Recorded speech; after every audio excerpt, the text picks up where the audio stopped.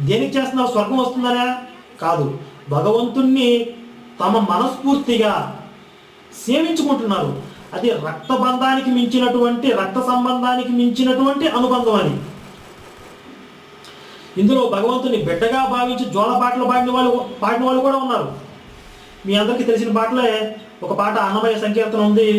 జో అచ్యుతానంద జో జో ముకుంద లాలి పరమానంద రామ గోవింద జో జో. ఈ విధంగా భగవంతుణ్ణి ఒక పసిబిడ్డగా భావించి జోలపాట పాడాడు అన్నమయ్య.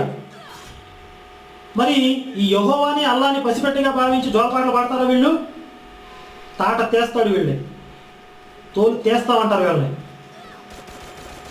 అంటే ఎందుకు చెప్తున్నారంటే వాళ్ళ తత్వం వేరు. వాళ్ళు రాసుకున్నటువంటి మా దేవుడి యొక్క ఆయన వ్యక్తిత్వం ఇది అని చెప్పి ఆ రచయిత